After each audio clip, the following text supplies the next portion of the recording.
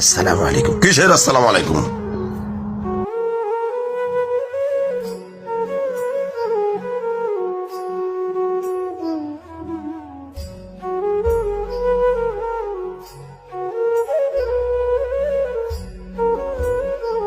আপনাদের আসার কোনো টাইম হলো এটা? মানুষ ঘরের ভিতরে একটু বিশ্রাম নিচ্ছে আর আপনারা গেটের সামনে এসে দাঁড়িয়ে রয়েছেন।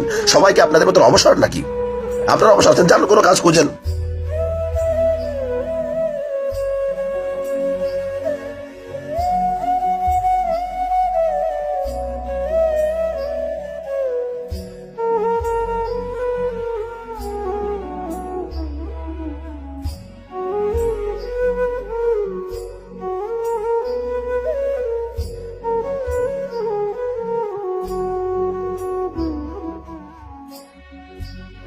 নিশ্চয়ই আল্লাহ ধৈর্যশীলদের সাথে আছেন। الله مع الصابرين. أسمو وأجتاز السماء جلالا فأزيد أسراب الغيوم.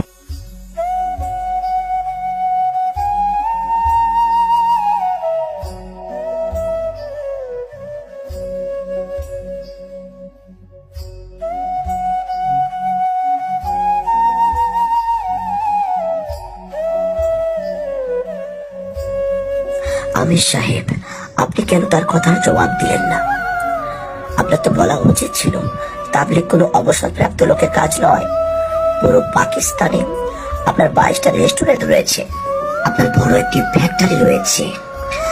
দানিয়াল ভাই সম্পর্কে বলতেন সে একজন পুলিশের সার্জেন্ট।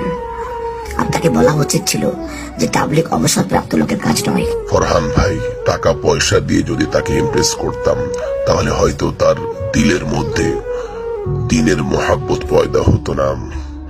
আর টাকা পয়সা দিয়ে কেন ইমপ্রেস করবো? এগুলো তো এখানে থেকে যাবে।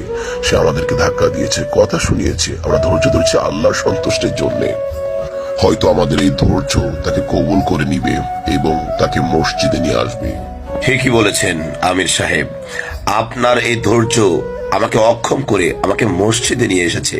আপনাদেরকে আমি ধাক্কা মেরেছি, তাড়িয়ে দিয়েছি, তারপর আমি ভাবতেছিলাম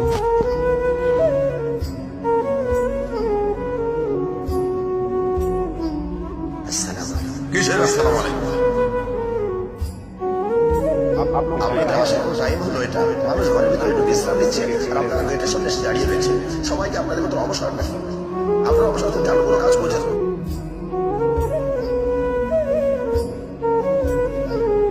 সব থেকে আরেক লোক আপনারা যাদের ঘুম খেয়ে দিয়ে কাজ না।